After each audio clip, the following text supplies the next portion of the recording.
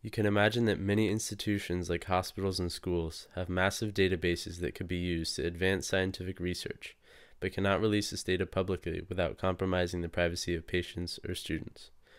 Differentially private hypothesis testing is a framework that aims to allow for scientific progress while still protecting the privacy of research subjects. And my collaborators and I have recently developed such a tool that I'll be talking about today. My name is Simon, I'm a sophomore at Reed College, and I'll be presenting a differentially private Wilcoxon Signed-Rank test. I'll go over some necessary background first, but we'll assume background in hypothesis testing. Then I'll go over our innovations on previous work and talk about results. Differential privacy is a mathematically robust way of protecting research subject privacy. It goes like this. A researcher wants some data, so they query a database, and that true query response is altered in some way before it's returned to the researcher. Figuring out how much noise we needed to add was a significant portion of our work, but we add noise to the true query response to generate the noisy response, which is returned to the researcher. Okay, so now the Wilcoxon Signed-Rank. The Wilcoxon is the non-parametric version of the paired t-test, which you might have heard of. Non-parametric means that the test makes less assumptions about the data it's carried out on, like normality and homoscedasticity. The test is slightly less powerful than the t-test in the public setting, so it's much less common, but we suspect that it's much more powerful than the t-test in the private setting for reasons I won't go into now. Instead of real values from the distribution, the test uses ranks.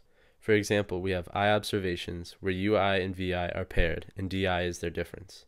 We sum the ranks of these differences multiplied by their sign to get the test statistic. Note that we drop the observation index 3 because the difference is 0. Unfortunately, adding noise to the distribution of test statistics increases the type 1 error rate if you don't account for that change with your critical values. To see this, imagine your distribution is a standard normal. You can imagine, if random noise gets added to every point in that distribution, then the standard deviation of the distribution increases, so the distribution ends up wider. However, if your critical value is in the same place as before, more of that distribution would indicate rejecting the null hypothesis than you intended. The goal is to move the critical value as little as possible while still keeping your type 1 error rate below the significance level. Okay, so now to our work. There was one previous version of a differentially private Wilcoxon test by Task and Clifton. Our two major innovations are in the critical value computation and in how we deal with ties. First, we'll talk about critical values. The previous work found critical values analytically, which resulted in a bound that kept the type 1 error rate below alpha, but was very loose, so it would often not reject the null hypothesis when it was true.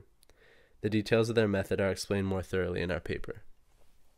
We computed our critical values through simulation, which we found to be a tighter bound on alpha. Again, see our paper for more detail. Dealing with ties was also a significant challenge.